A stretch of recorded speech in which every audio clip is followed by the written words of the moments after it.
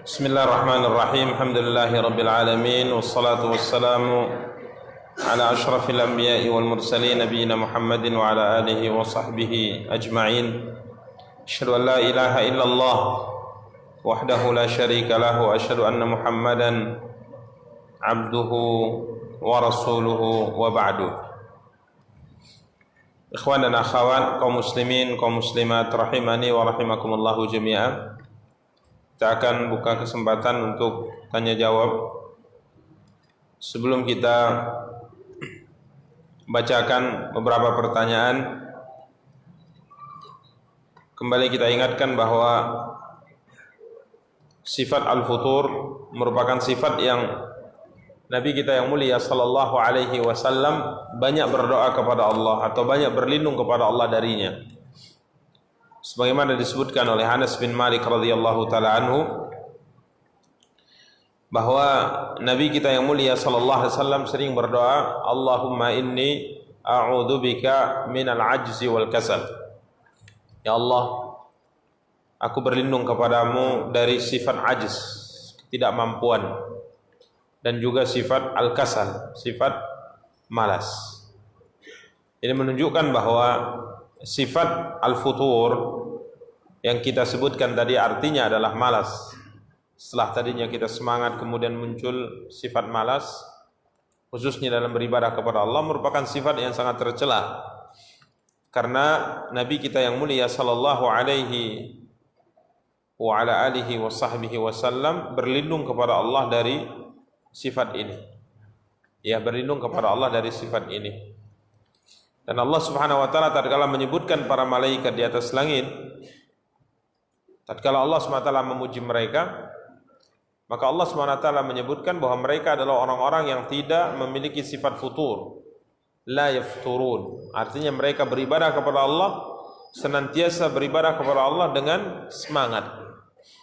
Ya, maka ikhwani kaum muslimin yang dimuliakan dan dirahmati Allah, selalulah berlindung kepada Allah dari sifat yang tercela ini sebagaimana diajarkan oleh Nabi kita yang mulia sallallahu alaihi wasallam, Allahumma inni a'udzubika minal ajzi wal kasal.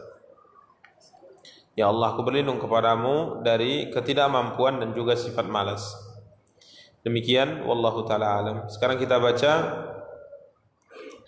beberapa pertanyaan. Yang pertama, afwan Ustaz, apakah seorang imam yang apabila membaca surah atau tidak bisa melihat ke tempat sujud termasuk curi pandangan syaitan? Baik, satu hadis yang disabdakan oleh Nabi kita yang mulia sallallahu alaihi wasallam tatkala beliau bertanya, Nabi sallallahu alaihi wasallam ditanya tentang al-iltifatu fi shalah, menoleh, ya, menoleh atau melirik di dalam salat. Maka Nabi sallallahu alaihi wasallam bersabda, huwa ikhtilasun yakhtalisuhu syaitan min salatil abdi. Menoleh atau melirik di dalam salat itu merupakan curian syaitan dari salat seorang hamba. Jadi syaitan mencuri salat seorang hamba. Artinya sesuatu barang yang apabila dicuri imma hilang semuanya atau hilang sebahagiannya. Ya, maka syaitan berusaha menggoda seorang hamba agar ia menoleh. Ya, seperti membisikkan sesuatu di dalam hatinya, seakan-akan ada sesuatu, seakan-akan mendengar sesuatu, seakan-akan terjadi sesuatu, sehingga hamba ini akhirnya apa? Menoleh. Hamba ini tidak fokus pada salatnya, sehingga akhirnya salatnya menjadi berkurang kesempurnaannya. Ini maksud dengan curian syaitan. Ya, maka ikhwani kaum muslimin dan muliakan dan dirahmati oleh Allah Subhanahu wa taala, seorang tatkala salat baik imam maupun makmum maupun ia salat sendirian, maka hendaknya ia berusaha mengarahkan pandangannya ke tempat sujud. Allahumma kecuali di saat ia tasyahud. Ya, di saat ia tasyahud maka pandangannya mengarah kepada jari tasyahudnya atau jari yang memberi isyarat tatkala ia sedang tasyahud. Maka seorang imam tatkala ia membaca surah tidak mengarahkan pandangannya ke tempat sujud, ya, Artinya kalau seandainya menoleh ke sana kemari, melirik ke sana kemari, ya ini tentunya bagian daripada curian apa? Syaitan dari salat seorang hamba. Wallahu taala alam. Kebanyakan sebenarnya tidak menoleh ya, akan tapi mungkin dengan memejamkan mata. Ya, dengan memejamkan mata agar fokus di dalam membaca, karena biasanya kebanyakan kita hafalannya kan tidak mutqin atau hafalannya tidak lancar, sehingga akhirnya kalau ia membuka mata ini menyebabkan hafalannya tersendat. Jadi kebanyakan itu yang ada memejamkan apa? Memejamkan mata. Ini tidak curian syaitan sebenarnya kalau memejamkan mata. Akan tapi ini salah satu di antara perbuatan yang dilarang dalam salat. Artinya dalam salat kita sebenarnya diperintahkan untuk membuka mata dan mengarahkan pandangan kita ke tempat sujud, bukan dengan memejamkan mata. Wallahu taala alam.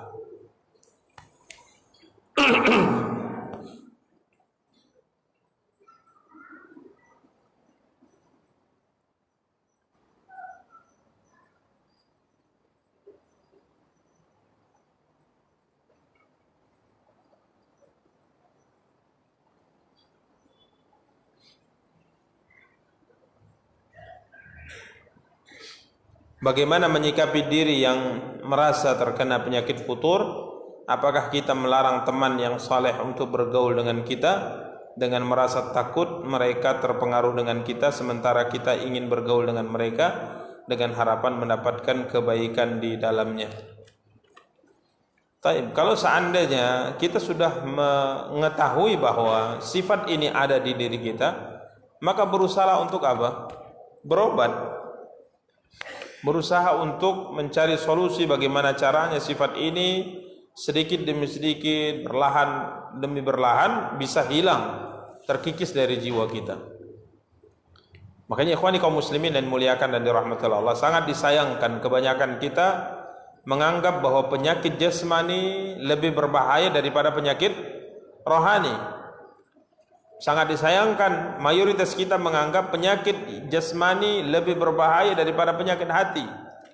Sangat disayangkan mayoritas kita, kebanyakan kita merasa musibah yang menimpa kita dalam urusan dunia lebih berbahaya dan lebih berat daripada musibah yang menimpa kita dalam urusan akhirat. Ya. Ini banyak kita seperti itu, sehingga tatkala seorang hamba sakit jasmani sakit, imma mungkin demam atau flu atau mungkin penyakit berat yang lainnya, maka dia akan segera mencari cara untuk berobat. Bagaimana cara mengatasi penyakit yang ia rasakan? Apalagi kalau seandainya penyakit itu penyakit yang berat, ya penyakit yang berat, maka saya yakin semua masukan akan dia terima. Semua saran untuk meminum obat tertentu akan dia coba. Tidak bisa dengan cara ini, dia akan cari cara yang lain. Kenapa? Dia merasa bahwa sesuatu yang menimpa dia adalah hal yang membahayakan dirinya. Namun sangat disayangkan tatkala kita merasa dan sudah mendeteksi di diri kita ada penyakit tertentu dalam urusan rohani, dalam urusan hati, kita merasa ada penyakit seperti kita rasakan penyakit futur. Baca Quran tahu artinya, bercerita tentang masalah neraka dan surga, sama sekali tidak ada rasa takut dan sama sekali tidak ada rasa harap. Ya, sama sekali biasa saja membaca Al-Quran. Melakukan ibadah kurang semangat, biasa saja. Kita tidak menganggap ini hal yang berat dalam hidup. Sehingga kita tidak berusaha untuk apa? Mencari obatnya, bagaimana caranya untuk bisa kita selamat dari penyakit ini. Ini mayoritas kita seperti ini kadang-kala. Makanya ikhwani kaum muslimin wa akhwati kaum muslimat, tatkala kita sudah merasa bahwa kita terkena penyakit ini, maka berusaha untuk bagaimana agar kita bisa selamat dari ini. Ya. Kita tadi sudah sebutkan sebab-sebab seorang terkena penyakit futur atau sifat futur. Berarti dengan melakukan kebalikan dari sebab itu, ini bisa menyelamatkan kita. Contoh kita sebutkan tadi poin pertama, salah satu di antara sebab seorang itu bisa terkena sifat buruk, yaitu sifat futur, penyakit futur, malas dalam beribadah kepada Allah adalah tatkala ia lupa berzikir kepada Allah. Maka perbanyak apa? Zikir, perbanyak zikir kepada Allah Subhanahu wa taala. Ya, perbanyak zikir kepada Allah Subhanahu wa taala. Ini yang harus kita camkan. Jadi, kalau seandainya kita sudah merasa ada penyakit futur pada diri kita, maka berusaha untuk bisa menyelamatkan diri kita dari ini. Ya, berteman dengan orang-orang baik. Berteman dengan orang-orang baik, niatnya bukan untuk mempengaruhi mereka, tapi niatnya agar kita bisa menjadi baik seperti mereka dan mencontoh kebaikan yang mereka lakukan. Memotivasi kita. Bukan malah kita apa? Pengaruhi. Jadi tetap berteman. Ya, tetap berteman. Dan orang-orang saleh tatkala melihat berteman dengan orang-orang yang futur ini, kalau dia merasa malah menyebabkan dia juga futur, maka dia jauhi gitu. Dia jauhi. Makanya seorang yang sudah merasa ada masalah futur pada dirinya, berusaha untuk apa? Sebaik mungkin, semaksimal mungkin dia melakukan beberapa hal yang bisa menjauhkan dirinya dari sifat futur ini. Wallahu ta'ala alam. Ustaz, bagaimana cara mengatasi futur? Caranya sebagaimana kita sebutkan tadi, bahwa kalau ada sebab yang menyebabkan kita futur, maka melakukan kebalikannya ini menyebabkan sifat ini hilang dari kita. Sebagaimana kita sebutkan tadi, ya, kalau sebab seorang futur adalah lalai dari berzikir pada Allah, maka memperbanyak apa? Memperbanyak zikir. Dan jangan lupa sebagaimana kita sebutkan tadi, bahwa Nabi kita yang mulia SAW banyak sekali berdoa, Allahumma inni a'udzubika minal ajzi wal kasal. Banyak berdoa, berlindung kepada Allah dari sifat futur. Ya, berlindung kepada Allah dari sifat futur. Dan ketahuilah bahwa sifat ini pasti akan muncul dalam hidup kita. Tidak ada manusia yang tidak futur. Yang ada hanya malaikat saja. Allah katakan la yafturun, mereka tidak pernah terjangkiti apa? Sifat futur. Enggak pernah malaikat itu malas beribadah kepada Allah. Terasa dalam hidup mereka kurang semangat beribadah kepada Allah. Yang ada manusia, maka wajar manusiawi kalau kita terkena penyakit apa? Futur. Maka sebagaimana kita sebutkan tadi sebelum Isya, Umar bin Khattab, Ali bin Abi Thalib mengatakan, sungguhnya hati ini, jiwa ini, kadangkala ada saat-saat ia semangat, ada saat-saat dia malas. Banyak aktivitas, lelah, pasti malas. Kurang aktivitas, istirahat cukup, biasanya apa? Semangat. Maka beliau katakan, manfaatkan di saat ia semangat dan jaga kewajiban di saat ia lelah. Ya, maka ini kita sebutkan tadi, futur dalam sunnah mungkin terjadi, tapi kalau sampai dalam wajib kita juga futur, ini bahaya. Ini sebagaimana Allah ceritakan tentang orang munafik, kalau mereka tegak berdiri mengerjakan sholat wajib, mereka tegak berdiri dengan rasa malas. Tapi kalau dalam sunnah ini manusiawi. Makanya kalau seandainya futur terjadi, yang kita pertahankan apa? Amal wajib, dan berusaha untuk kembali meningkatkan semangat tadi. Wallahu ta'ala alam. Jadi berdoa, banyak berdoa kepada Allah. Banyak berdoa kepada Allah dan banyak berteman dengan orang-orang saleh. Ya. Kita sebutkan tadi salah satu di antara sebab seorang futur adalah tatkala berteman dengan orang-orang yang tidak baik. Ya. Maka berteman dengan orang baik ini menyebabkan kita bisa terselamatkan dari sifat apa? Sifat futur. Wallahu ta'ala alam. Kemudian kita sebutkan tadi sebabnya adalah karena kadangkala kita ibadah. Kenapa futur bisa terjadi? Karena kita ibadah selalu mencontoh orang yang masih hidup. Dia semangat, kita semangat. Dia turun semangat, kita turun semangatnya. Kalau dia tidak berangkat, kita tidak berangkat. Kalau dia berangkat, kita berangkat. Ini kadangkala terjadi apa? Futur. Ya, maka coba dalam beribadah kepada Allah, yang kita bayangkan adalah rahmat Allah, janji Allah, ridha Allah, contoh para sahabat, contoh para nabi. Insya Allah kita bisa terselamatkan dari sifat futur. Wallahu ta'ala alam.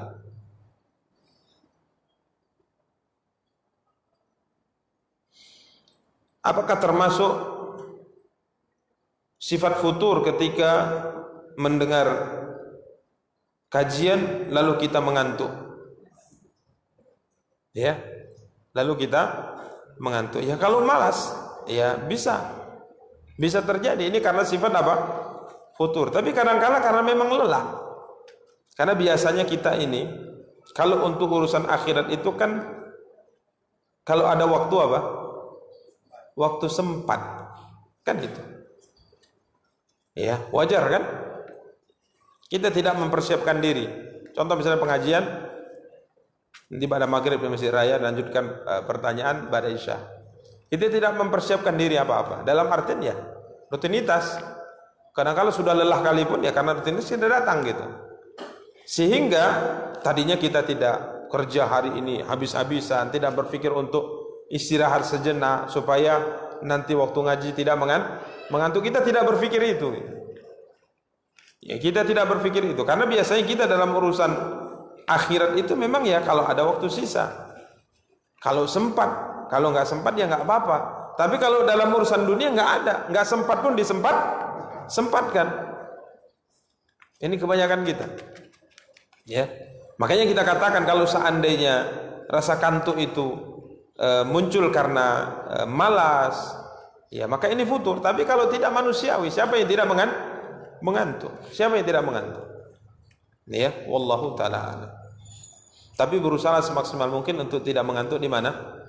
Di pengajian. Ya, guru-guru kita selalu mengatakan dahulu, kalau rasa kantuk itu dirasakan oleh seorang muslim di tengah medan perang, maka itu ngantuk dari Allah. Tapi kalau rasa ngantuk itu dirasakan seorang muslim di pengajian, maka biasanya ngantuk itu dari syaitan. Di medan perang tatkala kita sedang berperang, berhadapan dengan musuh kita, ngantuk kita, padahal musuh di depan kita ini, ngantuk kita bisa ngantuk sejenak, ngantuk rasa ingin tertidur, sampai Abu Talha mengatakan beberapa kali di medan perang Uhud pedangku jatuh dari tanganku, jatuh. Ya, idh yughashshikumun nu'asa amanatan min. Ingatlah tatkala Allah SWT jadikan kalian mengantuk di hari itu sebagai rasa aman, rasa tentram gitu. Maka rasa kantuk di medan perang dari Allah, rasa kantuk di pengajian dari apa? Dari syaitan. Maka hati-hati. Teman kalau tapi ngantuk saat ya manusiawi. Makan kalau nggak pernah ngantuk ini sudah nggak normal kan? Cuman kalau ngantuk terus ya nggak normal juga gitu. Ngantuk terus, tiap ngaji ngantuk. Ya, yang faidahnya apa yang didapat dari Ustaz tadi? Assalamualaikum warahmatullahi. Kemudian subhanakallahumma wabihamdika asyhadu an la ilaha illa anta. Itu yang saya dengar. Nah, ini bahaya kalau seperti ini. Ya biasanya kalau kita merasa sesuatu yang penting dalam hidup kita itu biasanya fokus kita dan semangat gitu. Tapi kalau kita merasa enggak penting, ini bisa lalai kita. Coba bayangkan bahwa ilmu adalah sesuatu yang bisa menyelamatkan kita, sangat penting bagi kita, sangat kita butuhkan, insyaallah semangat. Kalaupun ngantuk tetap dipaksakan untuk fokus. Ngantuk sekali agak pindah sedikit. Enggak sanggup lagi keluar ngambil air wudu. Tapi kalau nyaman ngantuk malah mana dindingnya? Ini bahaya ini. Berarti sudah nyaman nih, udah cari posisi yang tepat nih. Atau dari awal duduk sudah cari posisi tepat untuk apa? Mengantuk. Kecuali kalau yang sudah tua-tua lah, maklum saya kalau udah tua-tua, ya mungkin agak linu sedikit pinggang dan sebagainya, maklum. Tapi kalau masih muda cari mana? Ini sudah mempersiapkan diri untuk apa? Untuk mengantuk itu tidak layak ya. Sudah persiapkan diri. Ya, wallahu taala alam. Nah. Jadi kalau ngantuk masih manusiawi, tapi coba dilawan, ditahan, dan jangan lupa persiapkan diri. Ya nanti mau talim minimal saya qailulah lah, ya tidur siang sejenak, setengah jam, barang 1 jam untuk mempersiapkan diri hadir di pengajian sehingga tidak mengantuk. Wallahu taala alam.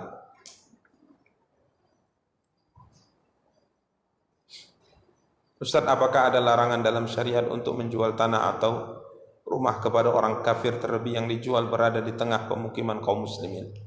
Hukum asalnya adalah boleh. Hukum asal transaksi jual beli dengan orang kafir selama barang tadi adalah barang yang halal.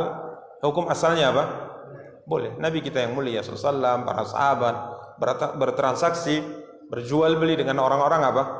Orang-orang kafir. Akan tapi di sini perlu diperhatikan adalah etika bahasa kita atau adab. Karena demi Allah ada pepatah mengatakan al-jaru qabla ad-dar. Sebelum Anda menetap, sebelum Anda beli rumah, sebelum Anda bangun rumah, cek dulu tetangga. Cek dulu apa? Tetangga. Sangat tidak nyaman bertetangga dengan yang berbeda agama dengan kita. Apalagi kadang-kala orang-orang kufar itu ada di antara mereka yang tidak memperhatikan masalah tetangga. Artinya mereka tatkala ingin makan binatang yang diharamkan dalam Islam, mereka melakukan eksekusinya dengan cara mereka gitu. Sehingga tetangga merasa apa? Kita muslim merasa apa? Terganggu. Suara jeritan binatang-binatang itu minta tolong. Gimana kita nyaman dengannya coba? Makanya usahakan hukum asalnya memang ya boleh-boleh saja. Tapi kalau bisa dijual kepada sama muslim sehingga para tetangga itu akhirnya merasa nyaman dengan para tetangganya, itu kita katakan ini etika akhlak yang paling baik. Walaupun hukum asalnya apa? Boleh saja. Para sahabat ada di antara mereka tetangganya Yahudi dan sebagainya. Tapi kita sarankan janganlah menjual kecuali kepada muslim, apalagi di daerah yang di situ adalah mayoritas muslim, supaya terjadi kenyamanan, ya, kerukunan di dalam rumah, di dalam bertetangga, ya. Wallahu taala a'lam.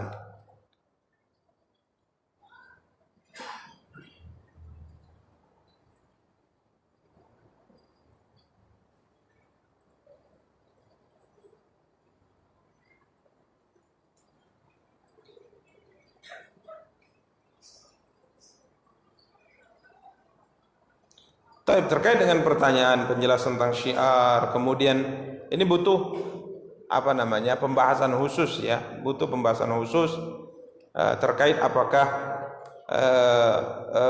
beberapa bentuk ibadah bid'ah yang dilakukan oleh sebagian orang itu, sebagian mengatakan ini bukan ibadah, ini bukan ibadah, ini termasuk syiar. Syiar itu termasuk ibadah kita katakan, tapi sekali lagi kita katakan ini butuh pembahasan, ya, yang lebih terperinci. Allah mengatakan, "Wa may yu'azzim sya'airallah fa innaha min taqwal qulub." Barang siapa yang mengagungkan syiar-syiar Allah, ya, maka ini salah satu di antara bentuk ketakwaan seorang hamba kepada Allah Subhanahu wa taala. Menyembelih kurban ini syiar. Menyembelih kurban adalah syiar. Adzan merupakan syiar, dan adzan itu bahagian ibadah. Kurban bahagian ibadah. Salat adalah syiar. Ya, salat hari raya syiar. Ya, Idul Fitri, Idul Adha itu adalah syiar, haji adalah syiar. Ya, jadi jangan sampai kita berkeyakinan ada di antara bentuk perbuatan bid'ah yang itu bahagian ibadah, kita mengatakan itu bukan ibadah. Ya, itu bukan ibadah. Ini kadang-kala mengatakan ini tidak paham, ya, tidak paham maksud daripada ibadah itu sendiri sebenarnya apa. Bukankah pengajian adalah ibadah? Bukankah membaca Quran adalah ibadah? Bukankah berselawat kepada Nabi adalah ibadah? Bukankah memperbesar cinta kita kepada Nabi juga bahagian daripada apa? Daripada ibadah. Ya, wallahu taala a'lam.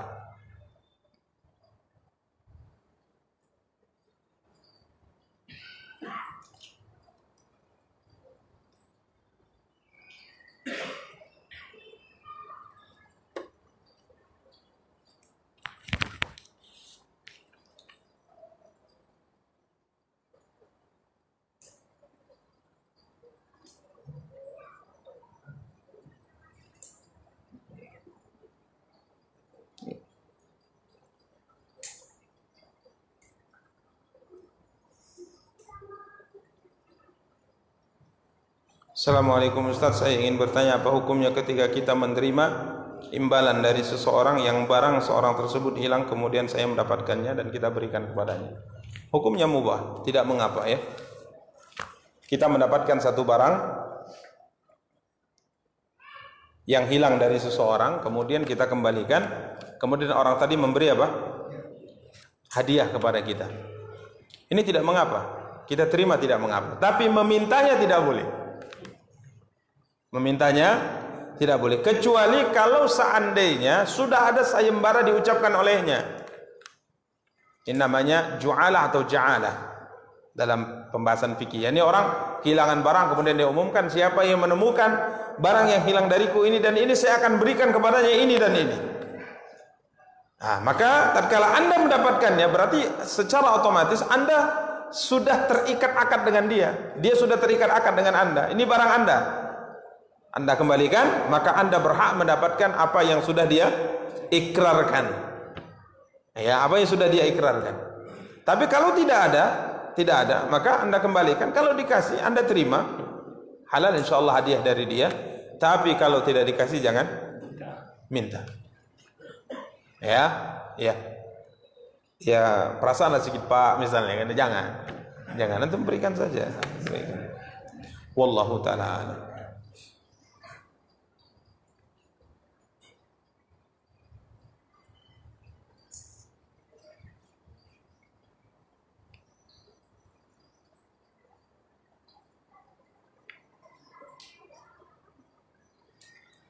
Mohon penjelasan mengenai hadis riwayat Abu Daud yang mana Rasulullah SAW menegur seorang laki-laki yang berdoa dengan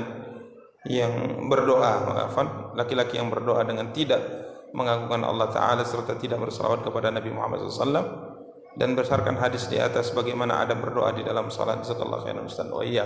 Tapi yang pertama kita ingatkan bahwa salah satu di antara adab doa, salah satu di antara sebab terkabulnya doa adalah mengawali doa dengan memuji Allah dan bersalawat kepada Nabi. Ini adab doa. Memuji Allah dan berselawat kepada Nabi. Kita puji Allah. Kita sampaikan kepada Allah bahwa nikmat yang telah diberikan Allah kepada saya, kepadaku ya Allah sangat banyak. Engkau telah memberikan aku ini dan ini.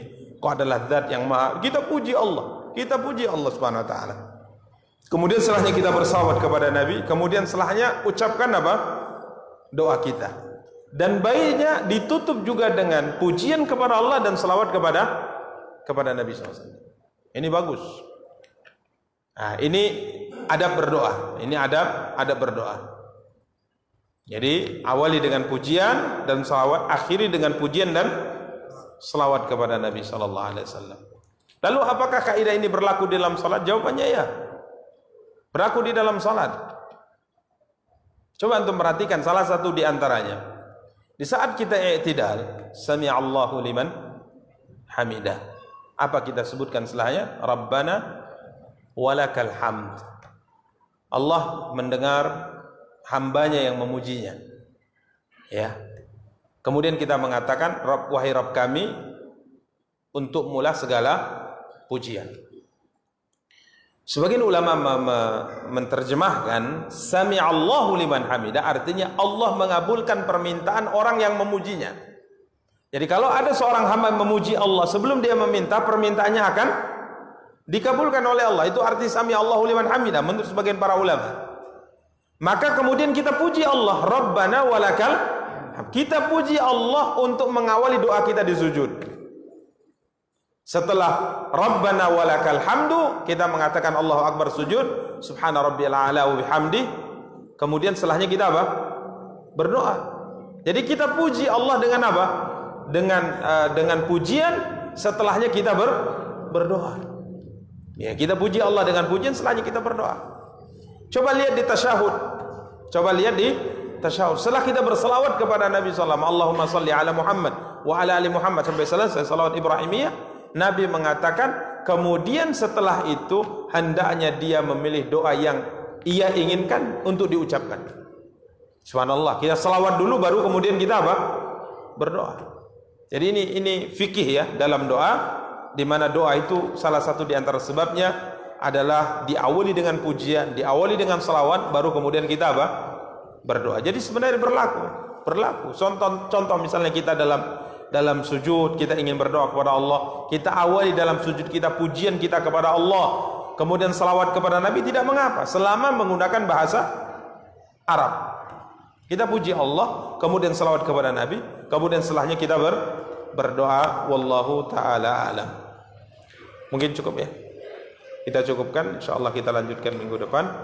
Semoga materi yang kita sampaikan sebelum Isya dan jawaban yang kita jawab pada Isya ini memberikan kepada kita semua semangat, ya, menambah wawasan kita untuk lebih semangat mendekatkan diri kita kepada Allah Subhanahu wa taala. Demikian kita cukupkan. Subhanakallahumma bihamdika asyhadu an la ilaha illa anta astaghfiruka wa atubu ilaika. Wassalamu alaikum warahmatullahi wabarakatuh.